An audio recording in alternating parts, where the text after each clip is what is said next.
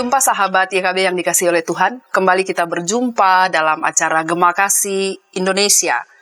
Bersama saya Pendeta Kostansa Watimuri yang akan memandu acara yang sangat spesial dengan tema yang spesial yang merupakan program kerjasama YKB dan PGI Wilayah DKI Jakarta secara khusus Komisi Perempuan dan Anak. Hari ini dalam rangka kampanye 16 hari anti kekerasan terhadap perempuan dan anak, kami akan membahas satu topik dengan judul Melawan Kekerasan Terhadap Perempuan dan Anak. Untuk hal itu maka telah hadir bersama-sama dengan kita dua orang narasumber yang tentu tidak asing lagi bagi kita. Yang pertama, selamat datang Bapak Pendeta Arlianus Larosa. Terima kasih. Beliau selaku Ketua Umum PGI Wilayah DKI Jakarta. Dan yang kedua, selamat datang Ibu Pendeta Ratna. Terima kasih. Seorang aktivis yang konsisten berjuang terhadap isu-isu perempuan dan anak. Untuk itu, tanpa berlama-lama langsung saja kita akan berbicara. Kalau melihat tema kita hari ini, Bapak dan Ibu, melawan kekerasan terhadap perempuan dan anak. Ada satu kata yang saya pikir menarik untuk bisa dideskripsikan di awal pembicaraan kita. Saya mulai dari Ibu Pendeta Ratna, kira-kira apa sih kekerasan begitu ya? Baik. Pertama terima kasih ya untuk rekan-rekan yang sudah memberi kesempatan kepada kami untuk hadir dalam momen yang menurut saya sangat penting dan ini sangat berharga untuk kita mulai bicarakan secara serius. Oke, kekerasan sendiri itu sebenarnya adalah sebuah tindakan yang disengaja yang menyebabkan kerugian, menyebabkan penderitaan, kemudian juga menyebabkan seseorang atau sekelompok itu mengalami situasi yang tidak seperti biasanya gitu. Nah, perilaku ini dilakukan bisa oleh secara individu, bisa juga oleh kelompok komunitas, tapi bisa juga oleh institusi atau lembaga-lembaga tertentu. Dan biasanya kekerasan ini dia menyasar pada 5 aspek. Yang pertama itu adalah kekerasan fisik, ya terjadi misalnya pemukulan, kemudian juga hal-hal yang meninggalkan bekas-bekas penderitaan pada tubuh atau fisik seseorang. Lalu kemudian kekerasan psikis, itu yang kemudian menyebabkan trauma, menyebabkan luka batin yang mendalam pada diri seseorang. Kemudian kekerasan verbal, ya ini dari segi bahasa ya. Yang ini yang seringkali lebih banyak terjadi di masyarakat kita dan sayangnya ini tidak dianggap sebagai bagian dari sebuah perilaku kekerasan, saking biasanya gitu kan. Lalu yang keempat itu adalah tentang perilaku kekerasan institusi atau kekerasan struktural. Ini banyak dilakukan bisa saja oleh negara kepada masyarakat, tapi juga lembaga-lembaga yang sebenarnya secara strategis mengayomi kehidupan komunitas. Namun dalam praktiknya ada juga perilaku kekerasan yang muncul dari kebijakan institusi. Itu dari saya. Baik, terima kasih Ibu. Bapak Pendeta Arlianus bisa. Ya, saya pikir jelaskan. Itu tadi definisi sudah diberikan oleh Ibu Ratna. Kalau saya bilang siksa, kata kunci dari apa yang kita maksud sebagai kekerasan itu adalah kontrol dan dominasi. Jadi ketika seseorang mengontrol orang lain, mendominasi orang lain sehingga orang lain tidak punya kesempatan untuk memilih sesuatu, ya, dan itu menyebabkan tadi pengalaman tadi traumatis atau kekerasan fisik, itu adalah tergolong dalam kategori kekerasan sebenarnya, ya. Jadi siapapun yang melakukan dominasi, entah pribadi tadi, kelompok tertentu, misalnya keluarga, kalau di dalam rumah tangga keluarga suami atau keluarga istri kepada pasangannya, atau sering negara melakukan itu, kontrol, mendominasi, maka itu adalah sebuah tindakan kekerasan. Jadi kuncinya control and domination. Jadi kalau Anda merasa, karena sekali lagi banyak orang merasa ini biasa aja kok, ya, hubungan kami baik-baik aja. Tapi ketika Anda merasa dikontrol, didominasi, Anda nggak punya pilihan, seolah-olah punya, tapi sebenarnya udah ditentukan, ya harus begini, harus begitu. Itu artinya Anda sedang mengalami kekerasan. Ya. Baik. Ya, selanjutnya saya memberikan kesempatan Bu Pendeta Ratna. Kalau dari tema kita jelas ya, melawan kekerasan terhadap perempuan dan anak. Kekerasan tadi sudah dengan jelas disampaikan oleh Ibu dan Bapak. Nah, selanjutnya mengapa ada tambahan kata terhadap perempuan dan anak? Bisa jadi saja begitu ya.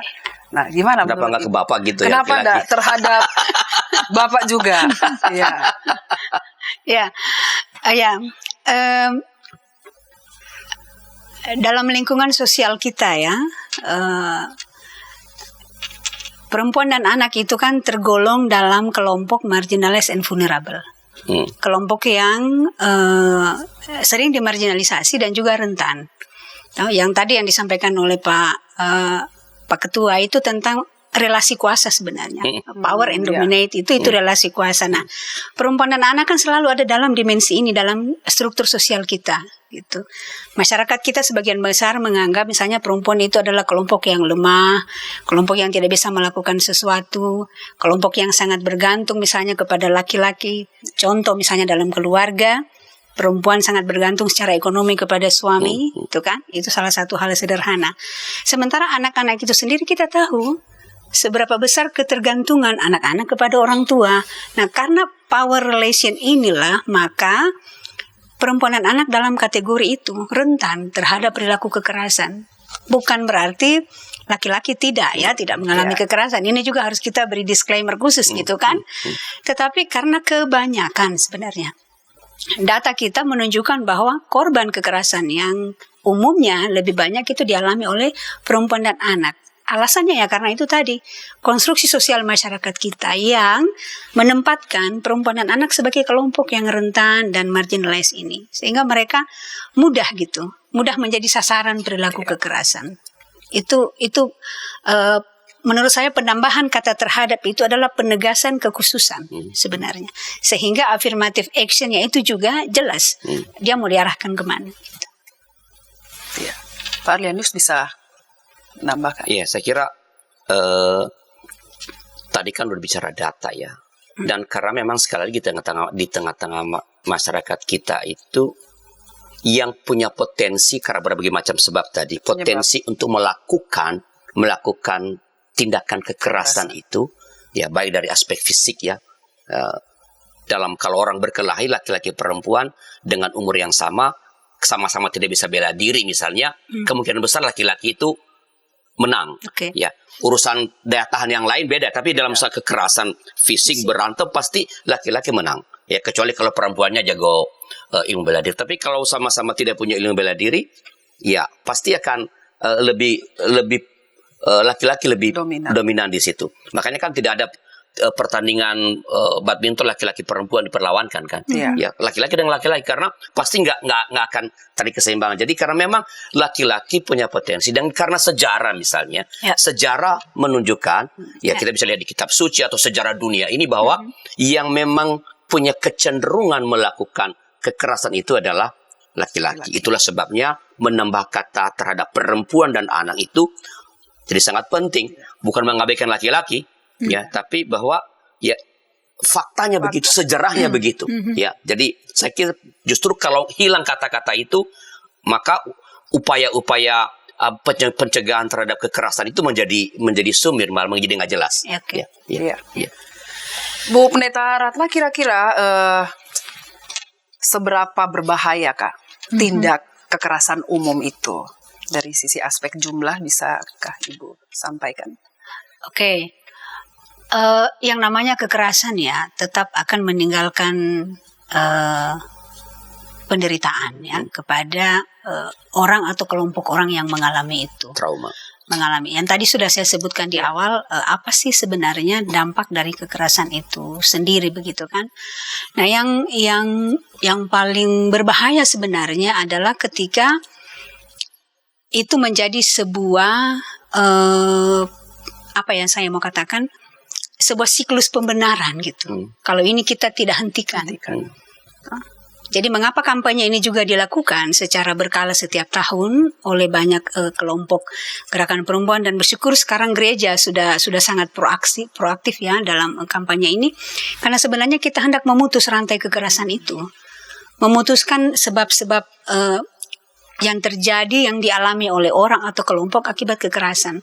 Karena orang yang pernah mengalami kekerasan itu sebenarnya kita sedang mencabut harga diri kemanusiaannya. Kan? Kita tidak menempatkan dia dalam posisi sebagai orang yang seharusnya tidak diperlakukan seperti itu. Jadi ada perendahan martabat kemanusiaan sebenarnya. Jadi ini bahayanya menurut saya, di balik apa yang sudah saya sampaikan di awal-awal tadi soal psikologi, soal psikis, soal kehilangan harapan masa depan, itu juga menjadi catatan penting untuk kita melihat, karena yang namanya korban ketika dia mengalami kekerasan itu ada sesuatu yang hilang dari dirinya. Rasa penghargaan, rasa penerimaan, rasa bagaimana dia harus menjalani hidup, aspek kepercayaan diri itu menjadi tercerabut dari dirinya. Karena itu berbahaya sebenarnya kekerasan ini kalau kita tidak lawan, kita tidak mitigasi dari sekarang, itu akan menjadi sebuah tren. Dan ini sebisa mungkin kita mematahkan siklus ini supaya dia bisa berhenti. Mata rantai kekerasan itu kita harus putuskan. Jadi memang Bapak dan Ibu, kalau dalam data dari Komnas Perempuan dalam Catahu ya, catatan tahunan itu nampaknya tidak semakin sedikit pengaduan dari para korban. Nampaknya semakin banyak ya. Saya tambahkan Ibu Tanti, data ini sebenarnya data yang tidak, kalau bisa dibahasakan itu seperti gunung es sebenarnya. Kita sedang dalam fenomena gunung es. Karena yang melapor itu tidak sebanyak yang terjadi. Sebab kadang-kadang orang kan mengalami itu tapi tidak berani melapor. Jadi ada budaya malu ketika mengungkapkan bahwa saya ini mengalami kekerasan. Ada tekanan-tekanan tertentu yang dihadapi. Karena itu data yang muncul itu adalah data yang melapor. Tapi yang tidak melapor, yang lebih banyak lagi yang terjadi, dan itu yang kita tidak bisa intervensi begitu, karena itu tidak menjadi bagian dari proses, dan ini yang menurut saya semakin berbahaya kalau ini kita biarkan. Terima kasih Pak Pendeta Rianus. Dalam pemahaman Bapak, kira-kira hal-hal apa saja sih penyebab sehingga itu kekerasan terhadap perempuan dan anak ini terus terjadi begitu ya? Saya kira ada banyak aspek ya. Ya, misalnya yang paling gampang itu adalah ketidakseimbangan ekonomi. Tadi sudah dikatakan ya. Jadi kita tahu bahwa di negara-negara timur, bahkan di barat sebenarnya juga ialah bahwa yang mencari nafkah itu atau yang menjadi pencari uang itu adalah laki-laki. Ya. Dan karena dia merasa saya yang bekerja menghasilkan cash. Ya, sebenarnya kan kalau kita lihat penelitian kan perempuan ibu rumah tangga itu menghasilkan uang nilai ekonomi yang sangat tinggi sebenarnya. Tapi kan nggak pernah dinilai rupiahnya itu. Ya. Maka ada kebergantungan perempuan, ada ketakutan. Ya, saya baca penelitian di Inggris kalau tidak salah misalnya, sejak para perempuan semakin banyak yang bekerja di luar rumah, angka perceraian tinggi. Mengapa? Bukan karena bekerja lalu cerai, bukan.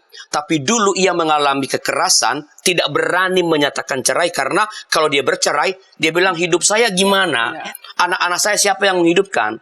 Begitu dia punya kemandirian ekonomi, ya, maka ada keberanian. Jadi salah satu sebenarnya adalah soal ketidakseimbangan.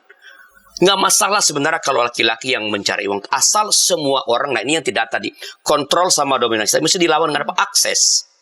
Ya, jadi kalau harus ketika laki-laki dan perempuan tidak punya akses yang sama terhadap sumber ekonomi keluarga, misalnya sebelah di rumah, maka itu memberi peluang bagi kekerasan terjadi karena perempuan bergantung, dia nggak berani. Yang kedua adalah pola dan kebiasaan pemakaian kekerasan sebagai cara menyelesaikan masalah. Kalau kita lihat ya ada banyak di daerah-daerah atau anak-anak sekolah lah, ada masalah berantem. Jadi ketika kekerasan itu dianggap sebagai salah satu alternatif menyelesaikan persoalan, maka itu terbawa dalam relasi laki-laki perempuan. Ada masalah, lu macam gua tampar lo. Ya. Jadi itu dianggap itu cara ya, berarti diam kan? Nah, sekarang kan selesai masalahnya kamu diam. Ya. Lalu otoritas dan kontrol laki-laki dalam pengambilan keputusan. Ya. Jadi perempuan itu bukannya tidak punya akses pada ekonomi tadi, nggak punya akses yang sama juga dalam pengambilan keputusan. Semua ditentukan oleh saya. Sedih ketika dalam sebuah kelompok yang saya bina ada tuh ibu itu harus melapor kepada suaminya pemakaian uang sampai beli cabai sekian ini pada tanggal sekian, harga sekian. Saya bilang, oh my God. Ya, tapi sekali lagi ini otoritas laki-laki yang menentukan, ya. Atau penerimaan paradigma ideal maskulinitas. Ya, jadi memang ya sudah sepantas laki-laki memang caranya ya begitu. Ya. Ya, makanya kan laki-laki nggak boleh nangis, nggak boleh lemah, harus garang. Ya, ini akhirnya menyuburkan maskulinitas, aksi kekerasan itu. Apalagi karena masyarakat nggak peduli. Kalau saya mendengar tetangga saya ada perempuan yang berteriak atau anak yang berteriak menjerit karena dipukul, kita mengatakan itu urusan rumah tangga orang lain. Jangan ikut campur. Jadi nggak peduli terhadap ketika orang-orang di sekitar kita, sebelah tetangga kita mengalami tindak kekerasan. Ketika itu dilaporkan ke jalur hukum, ke polisi misalnya, penegakan hukum susah. Misalnya kekerasan seksual, susah itu.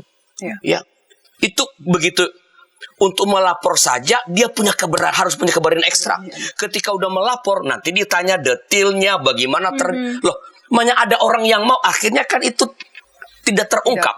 Ya. Jadi ini masalah. Ya. Jadi menurut saya itu beberapa hal yang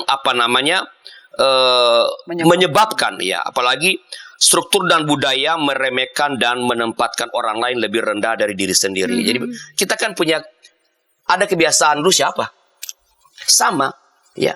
Karena ada nilai-nilai tertentu yang mengatakan yang paling utama itu adalah laki-laki.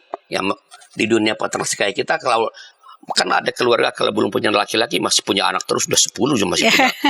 Nah, itu menambah sebenarnya memperparah terjadinya tindak kekerasan terhadap belum lagi budaya tabu. Tadi kan Ibu Ran udah bilang. Kayaknya tabu deh kalau ngomongin tindak kekerasan itu tabu. Ya, tabu. Ya. Dan ini yang penting sebenarnya yang kita sebagai gereja. Pemakaian ayat-ayat tertentu yang membuat dominasi laki-laki semakin luar biasa. Istri tunduk pada suami. Manusia pertama itu adalah laki-laki. Mana ada di Alkitab ngomong begitu, tapi sudah terbiasa kita mengatakan manusia pertama adalah laki-laki. Yang perlu tunduk adalah perempuan. Padahal di Alkitab nggak ada laki perempuan harus tunduk kalau kita mau lihat teks secara terjadi. Ada ya budaya, kebiasaan, masalah psikologis, masalah teologis membuat itu bertali-temali dan kekerasan semakin luar biasa terjadi. Betul. Dan memang bicara budaya saya pikir menjadi faktor penting juga. Ya. Saya ingat ini Bapak dan Ibu Pendeta, salah satu suku yang ada di Tanah Papua. Pada waktu pemuda dan pemudi sudah saling suka, itu orang tua akan datang lalu nego harga. Wow. Ya, jadi pihak laki-laki mendengar harus bayar berapa. Oke. Ya, dan itu nggak boleh tawar. Oh ya? Kalau tawar pasti naik, ya harganya. Dan jika pun bisa dibayar, itu perempuan akan sangat-sangat tidak bisa berbuat apa-apa karena sudah dibeli. Ini sudah dibeli. Faktor itu Pak yang tadi saya pikir Bapak sempat singgung dan sekaligus juga sedikit merendahkan ya perempuan dalam hal ini begitu ya. Tapi itulah kenyataan dan acara hari ini kita dalam arah untuk melawan supaya tidak terus terjadi sekalipun kita tahu faktor-faktor penyebab yang begitu ragam adanya. Rasanya menarik sekali Bapak Ibu pembahasan kita pada sesi pertama ini. Kita akan lanjutkan lagi setelah yang berikut ini.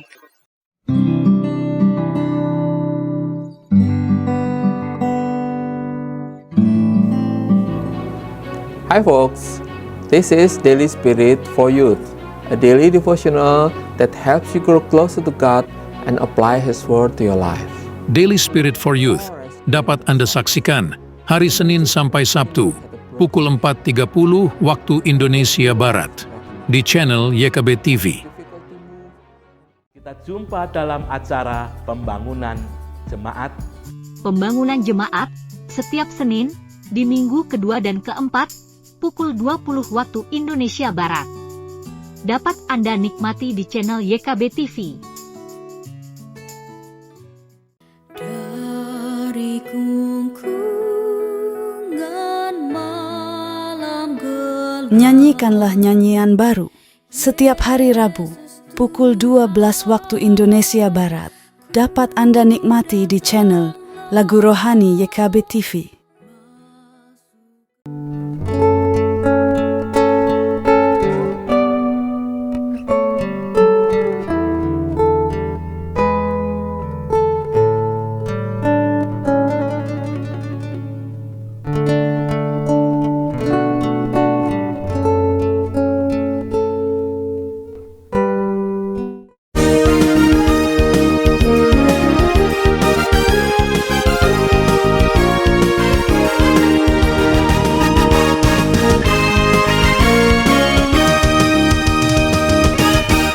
Kembali dalam acara Gema Kasih Indonesia, sahabat IKB yang kasih Tuhan, kita akan melanjutkan kembali topik kita hari ini, melawan kekerasan terhadap perempuan dan anak.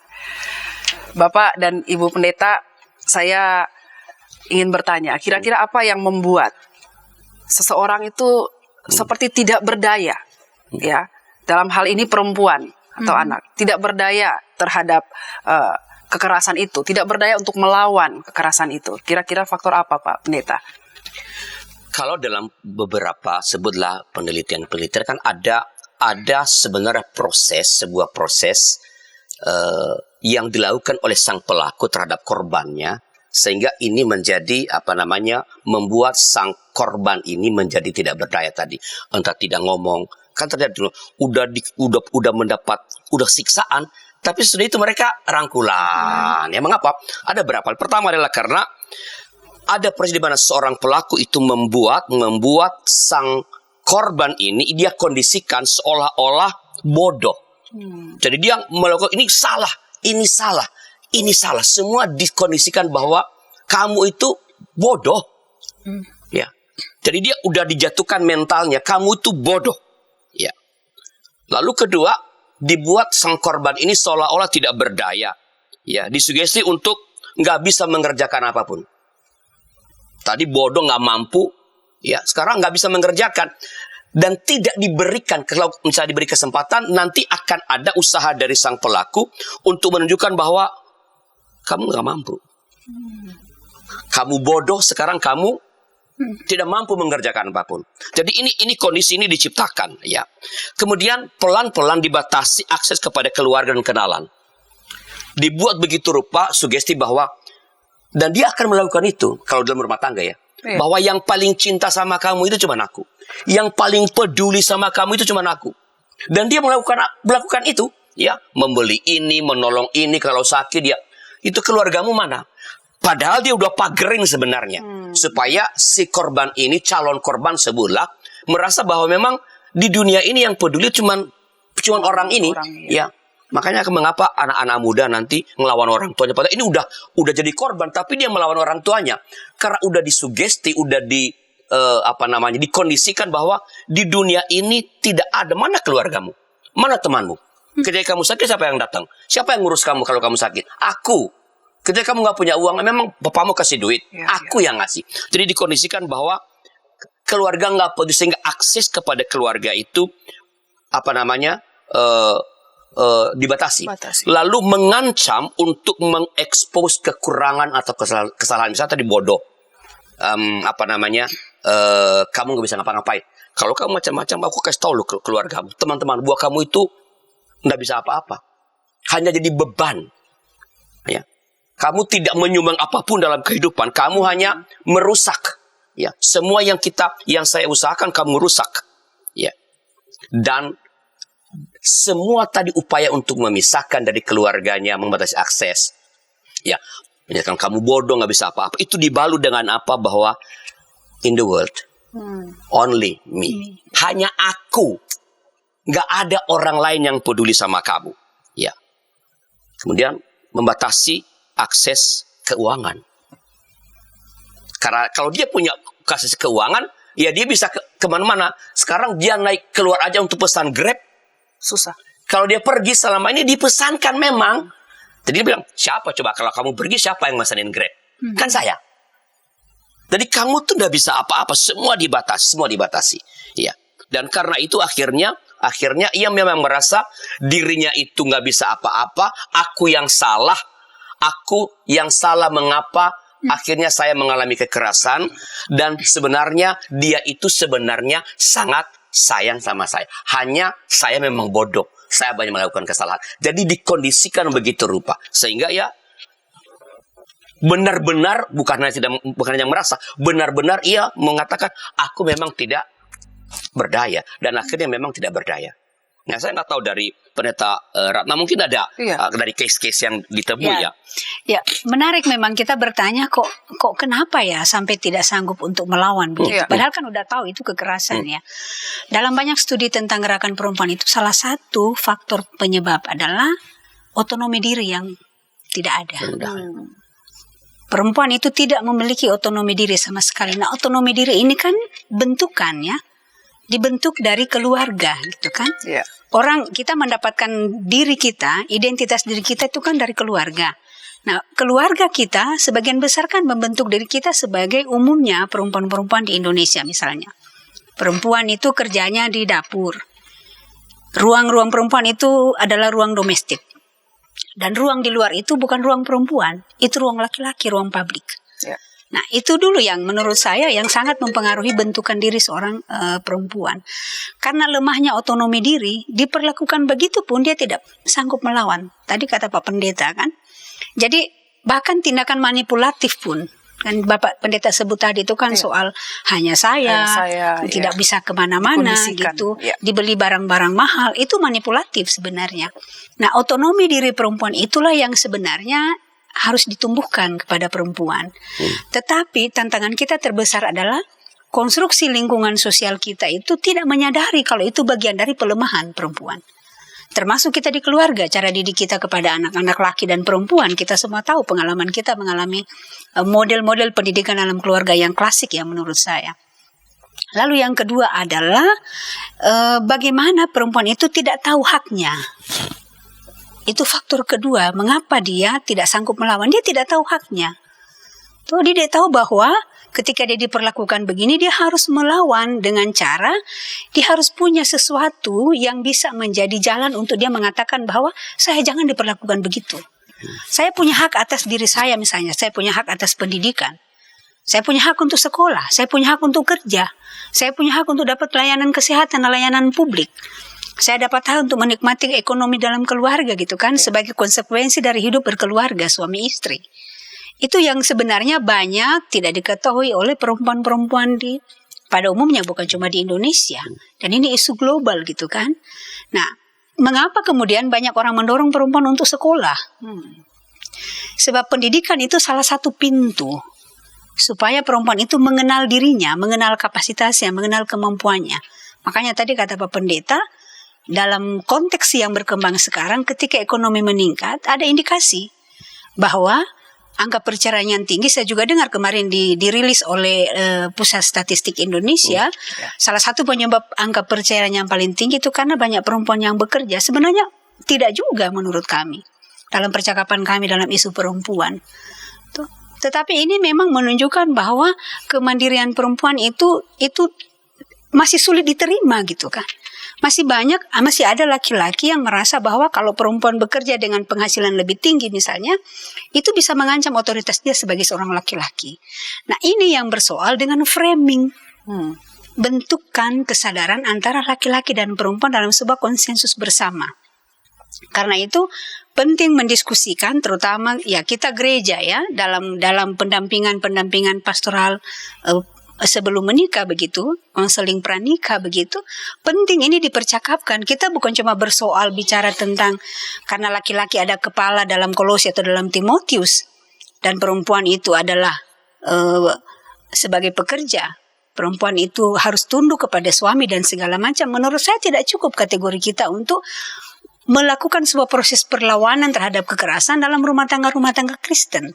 Tapi kita harus bicara soal-soal yang realistisnya sehari-harinya mereka gitu loh. Apakah ada percakapan soal kalau istri bekerja bagaimana suami, mengurus anak bagaimana, pendidikan anak bagaimana.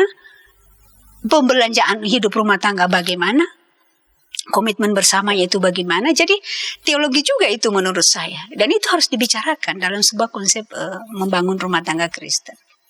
Iya, apa yang disampaikan Pak Pendeta Arlianus terkait dikondisikan seorang ya, khususnya laki-laki terhadap perempuan. Jadi ini saya menjumpai Pak, kenyataan sudah 3 tahun ini. Jadi memang bukan warga gereja, jadi seorang ibu parasnya cantik Pak, karena blasteran begitu ya, Indo. Lalu punya anak nih Bu, sudah usia 13 tahun. Ibu ini tidak bisa kemana-mana. Tidak bisa kemana-mana, harus atas seizin kalau mau kemana-mana, izin suami. Yang dia mau makan, yang dia anaknya mau harus suami. Ya, dan suaminya ini tidak memberikan dia akses bertemu, berbicara dengan siapapun, termasuk dengan orang tua. Dan ini orang tidak punya KTP sampai hari ini. Nah, anaknya juga demikian, tidak sekolah, perempuan. Ya, jadi untungnya bertemu dengan kami. Dia tinggal di dekat gereja, dan puji Tuhan datang ikut anak-anak KTB, kelompok tumbuh bersama. Jadi kami ajak begitu ya. Setiap ajak karena waktu itu dia sakit. Sakit di bagian pundak yang memang butuh harus segera dioperasi. Saya sudah hubungi dokter untuk menolong, tindakan kemanusiaan lah, sekalipun bukan warga gereja begitu.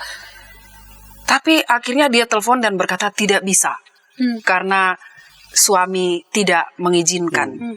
Nah, ini memang satu hal yang menurut saya miris sekali. Tapi betul Bu, apa yang Ibu sampaikan, pemahaman otonomi diri itu Ibu yang saya temui ini tidak miliki. Nah, harapan saya cukuplah di orang ini begitu ya. Jangan sampai ada di warga gereja. Nah, untuk mencegah itu, bisakah Ibu dan Bapak memberikan tips-tips khusus ya, supaya warga gereja kita atau siapapun yang mendengar acara kita hari ini bisa mengikuti tips ya, untuk sama-sama berjuang melawan kekerasan atau mengantisipasi supaya jangan ada korban di antara kita. Bisa, silakan Bu Pendeta. Oke. Yang pertama, kita sadari bahwa gereja itu ada di dunia ya. Kita ada di tengah-tengah kompleksitas hidup manusia, dalam perjumpaan dengan budaya, nilai-nilai sosial masyarakat, dan juga dalam perjumpaan dengan berbagai dinamika, gitu kan. Ini kita tidak bisa lepaskan dari konteks kita bergereja. Nah, nilai-nilai yang kita jumpai itu kan dalam budaya kita ada nilai yang sifatnya positif, membangun, misalnya kekerabatan, persaudaraan, penerimaan satu dengan yang lain. Itu nilai-nilai positif dari sebuah budaya yang kita jumpai. Tapi juga ada nilai-nilai yang ternyata merugikan, bahkan mendiskriminasi orang. Misalnya yang tadi kita sudah bicarakan, nilai-nilai yang merendahkan perempuan, kemudian juga nilai-nilai yang mendiskriminasi orang lain, stereotip dan segala macam. Nah, gereja ada di dalam dinamika ini gitu.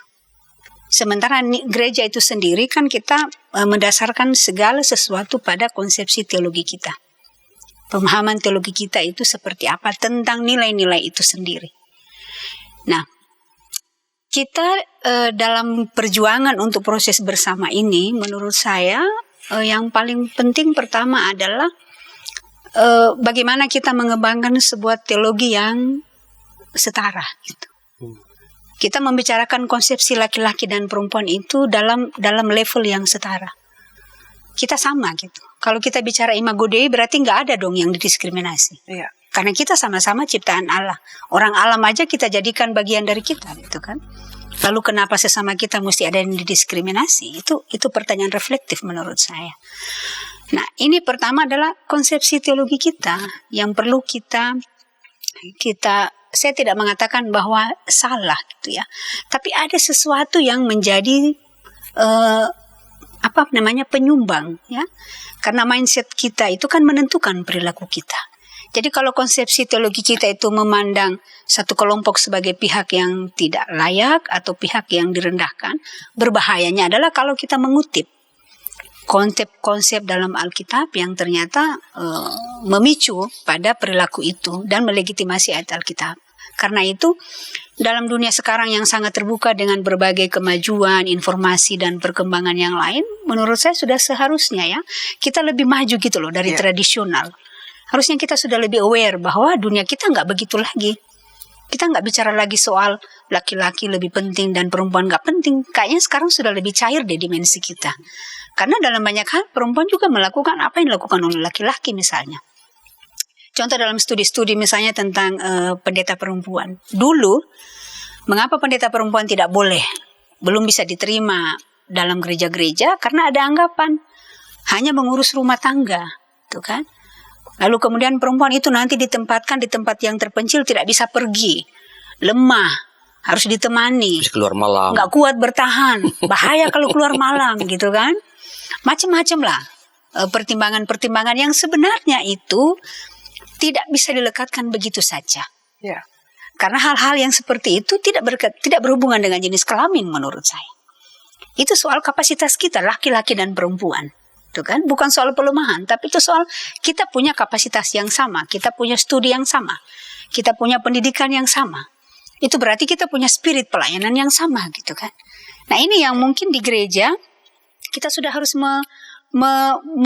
memperkuat gitu ya, pandangan-pandangan di mana pola kita, cara kita memandang laki-laki dan perempuan itu adalah pola yang setara, cara pandang yang sama gitu. Kita nggak bisa lagi melihat anak laki-laki lebih tinggi dari anak perempuan dan harus dapat budaya tertentu kan, laki-laki yang dapat harta, perempuan tidak dapat apa-apa. Mungkin sekarang karena era semakin berkembang, kita juga melihat perempuan-perempuan semakin baju. Maka bukan tidak mungkin kita juga sudah harus berada pada posisi itu. Ya. Terima kasih Bu Pendeta. Ya. Pak Pendeta Ardianus, saya ingin Bapak bisa sampaikan mungkin dari sisi keluarga Pak. Kira-kira bagaimana pola asuh orang tua untuk dalam hal mencegah ini Pak?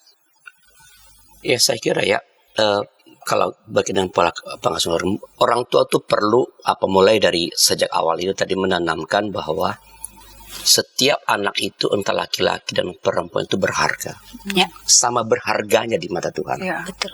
Dan itu diekspresikan oleh orang tua dalam perlakuan-perlakuan, ya, bahwa dua-dua kalau punya anak laki-laki, dua-duanya diberi akses untuk misalnya pendidikan, ya, untuk segala hal, ya, tidak ada pembedaan. Kalau saya misalnya di rumah dulu, saya nggak pernah membedakan tuh misalnya. Kalau anak laki-laki, anak saya laki-laki pengen beli boneka, bagi saya enggak apa-apa kalau kamu mau boneka. Anak perempuan saya misalnya dia mau manjat naik-naik ke jendela, saya biarkan, as long as dia safe. Ya pernyataan-pernyataan, anak perempuan kok manjat-manjat, laki-laki kok main boneka.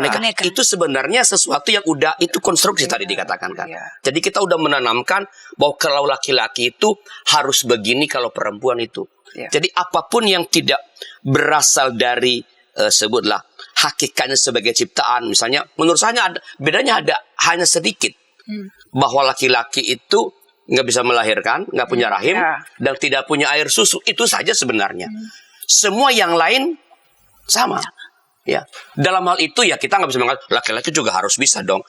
Tapi itu jangan ditafsir lalu bahwa perempuan pengasuhan itu harus menjadi milik perempuan karena dia yang punya rahim dan sebagainya. Ya, saya pikir itu mulai dari awal.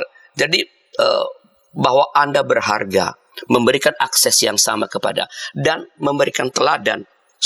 Ayah dan ibu memang di rumah misalnya jangan memperlihatkan bahwa seolah-olah kalau urusan cuci piring itu hanya ibu. Misalnya saya dulu di rumah, apa tanggung jawab saya? Ngepel, tanggung jawab saya. Ya. Lalu memandikan anak itu ketika anak kami masih kecil itu saya yang memandikan. Saya kan menyiapkan makanan untuk mereka pergi sekolah. Jadi ketika mereka melihat bahwa papa dan mamanya di rumah itu sama-sama mengerjakan apapun, tidak ada pembagian bahwa yang domestik itu adalah urusan perempuan, sementara laki-laki itu hanya urusan dunia luar, maka anak-anak mulai tertanam, ya mereka terbangun bahwa saya dan saudara saya laki-laki itu masih banyak sebenarnya, tapi menurut saya itu yang utama. Bagaimana membuat mereka merasa dua-duanya sama berharganya dan keteladanan orang tua melalui perilaku bahwa laki-laki dan perempuan itu punya tanggung jawab yang sama. Terima kasih Pak Pendeta. Saya percaya bahwa masih banyak tentunya ya pemahaman konsep yang penting yang bisa di-sharingkan oleh Pak Pendeta dan Ibu. Namun waktu juga yang membatasi kita. Karena itu biarlah lewat bincang-bincang dalam acara Gema Kasih Indonesia edisi spesial hari ini, apa yang sudah disampaikan oleh kedua narasumber boleh memberikan pencerahan kepada seluruh sahabat YKB yang mengikuti edisi spesial pada sore hari ini, dan tentu kita akan berjumpa di lain kesempatan dengan lebih lagi akan membahas tema-tema yang menarik dalam rangka melawan kekerasan terhadap perempuan dan anak. Akhirnya, sampai di sini perjumpaan kita. Tuhan Yesus memberkati.